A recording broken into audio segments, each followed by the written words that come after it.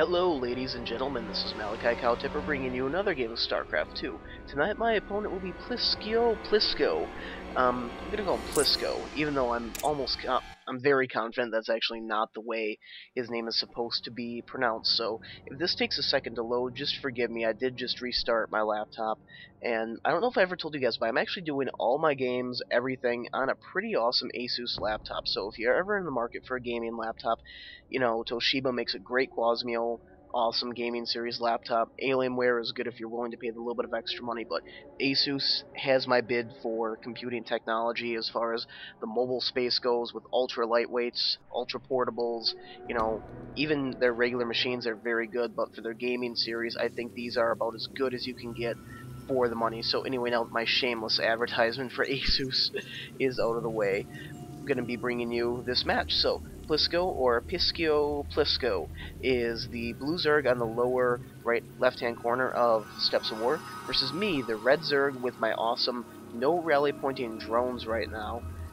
in the upper right-hand corner of Steps of War. So, pretty cool map, short rush distance, definitely makes it for some very interesting Zerg v Zerg, rock, paper, scissors type gameplay. And we're going to see who can get the better combination right off the bat right here. So if we pull up the income tab, this is going to be very standard stuff right here in the beginning of the game. We're both going to be droning up, and what I'll actually do in a lot of Zerg v Zerg games, as you can see, we're both sending out our Overlord right here, and I'm sending out a very early scout. Normally I wouldn't send this out right away against a Terran or a Protoss, but for Zerg I feel it's very important to get that early scouting in, just so you can match their pool, match what they're doing, because I'm going for an economic build, he's going for an economic build as well, and I can tell that just by getting over here, just kind of doing a quick scan of the number of drones that he has running. I can see that his drone count is pretty similar to what I'll be at. He's got several eggs morphing, so that means that he's morphing more drones and dumping money into that production just as I am. So what I do, generally speaking, is I burn right to 14 drones, right to 16 drones, and if we take a look at the actual resources tab right here, you can see our food counts. So what I like about this is you can continually drone straight to 16 if you want to, without ever having to stop, and it actually gives you a large bank of money. He drops his pool, his extractor, I drop my pool, my extractor, just one step right behind him.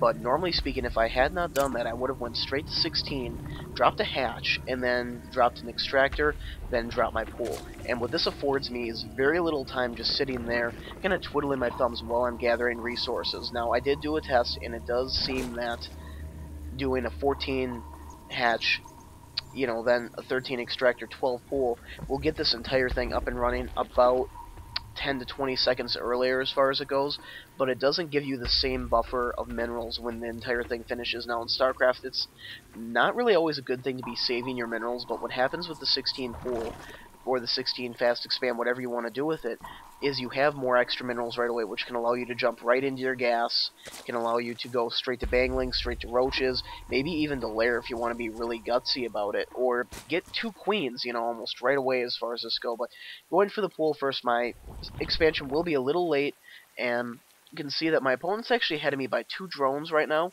but that's not going to last an overly long time, but that is because I actually went right away for getting 6 Zerglings right out of the box, just because I love those guys. And we both have our speed basically dead even right now. I just finished my queen. His queen is up right there. And actually, nope, my queen is just starting because I was awesomely supply blocked, which is about as cool as you can be. All the cool kids are supply blocking themselves these days. Not really.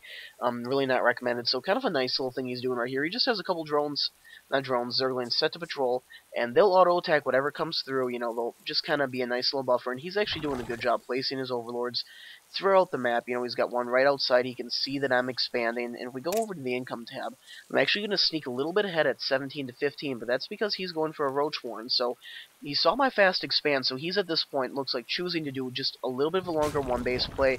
There goes a Spine Crawler, just in case I decide to flood in a whole mess of lings. Now, what's actually kind of cool is this Spine Crawler takes a long time to kill. It's only got 300 health, but it has 2 armor.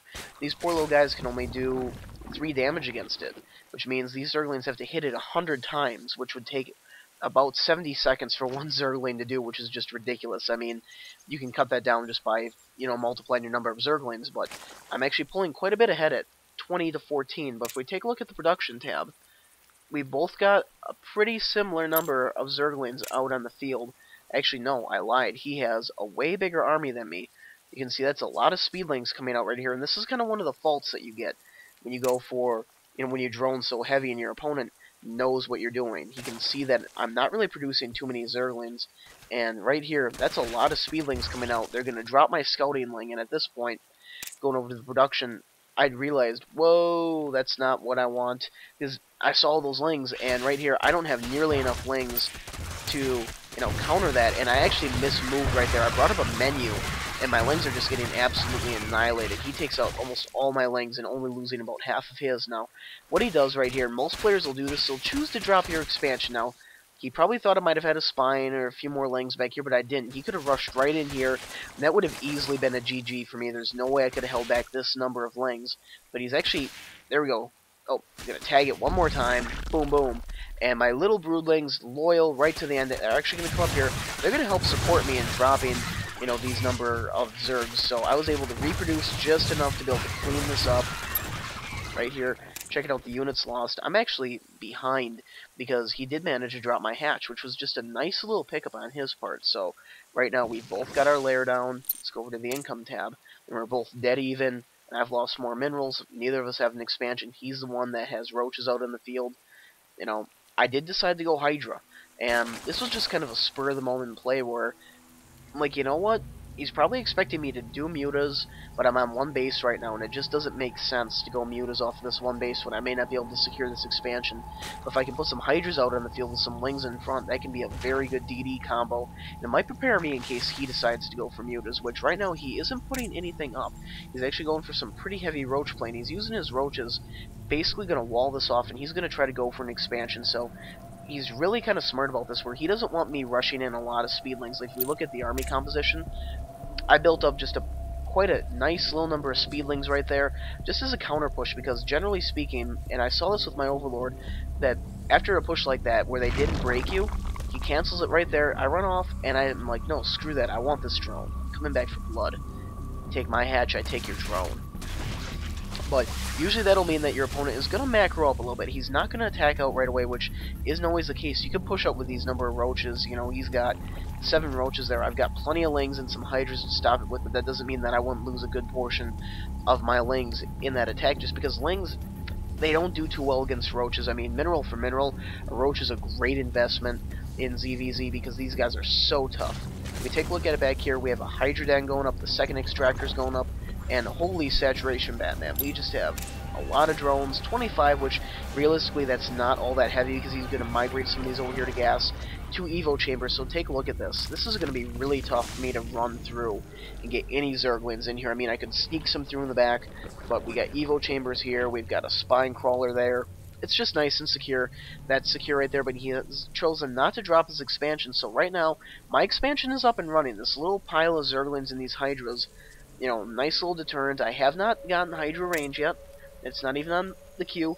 So, right here is kind of what I'm talking about. He's deciding to go for for roach play, transitioning into some Hydras, probably still fearing a muta attack from me. And I'm choosing, not to even lay down anything else. I'm going to go Ling Hydra, which is a build I can't really say I've ever really done, but there we go. 8 drones coming out on my part, which is going to boost me, still behind as far as that goes, but I'm going to break down these rocks here because I am planning on expanding out over here, but just to be a little bit of a spoiler, I'm not going to. I'm actually going to expand out to this high yield because high yields are awesome. So here comes the Overseer. He's going to see everything that's going on. So right now, he's dropping his expansion. My expansion is up and running. I migrated some workers over there. I'm going to drone it up. I'm going to pump out just a lot of drones, hopefully. There goes missile attack level 1, so he's going to be doing a Roach Hydra play. Now, this is a really strong build versus Zerg because the Hydralisk's glass cannons will just melt the Zerglings when they're trying to punch through your Roaches, and Banglings really have no decent effect. And guys, 1 second, I just realized I did this. Oh, sweet. I've been playing on ladder all night with my sound turned way down, and I honestly have not even noticed. So there we go. I'm gonna snipe that Overlord. That's actually gonna supply cap him right there. It was just a nice little pick me up. We have an Erdalisk cap, just Erdalisk. So as soon as that hatchery comes up, I'm gonna rush my Zerglings in because I don't want to let this thing get away from me again. But right here, all those guys start shooting at me. I just want to pull back, and I could have dropped that hatchery, but if anything, that shows him what I have out in the field. There's a lot of lings out there and some hydras, and if he moves his army away from this wall, he knows he will not be able to hold it off. So armor and ground coming. I've got 6 more hydras coming down right there. Take a look at the income tab, 31 to 29, so he's just going to be tearing through these mineral patches right now as far as that goes, having all those drones, but he's not able to migrate them out safely. I tagged up that hatchery a little bit and letting him know that I've got this under control. This is my map, and I almost grabbed that Overlord. That just would have been a nice little pick-me-up because it would have supply capped him again. Just anything that you can get in ZvZ, you want to take. This is, you know, blood for blood. You know, Sean Connery were here, he'd say, you know, you're not just going to send one of theirs to the morgue, you know, you're going to send like 10 of theirs to the morgue. That's just the way this is going to be. Now that I've got a lot more hydras, I've got a lot more lings out in the field. Check out the production tab, 10 more drones, so I do fully intend to get this expansion up and running. 41, and I'll just need to get a few more, and he actually dropped a changeling over here, that tricky little guy. I didn't even notice that. It's things that you don't even see. If we take a look at the army tab right here, my army is vastly superior to his, but it just would not necessarily be easy to break this down, even though the hydras could probably range these roaches out. But I'm more concerned with just dropping this hatchery because I know that even though he's got a lot of workers back here, I'm containing him. That's really what I want, is just to have that map control. And I don't know why I didn't pick off these overlords. That would have been, again, just a nice little pick-me-up, but he's by no means supply capped. I guess it really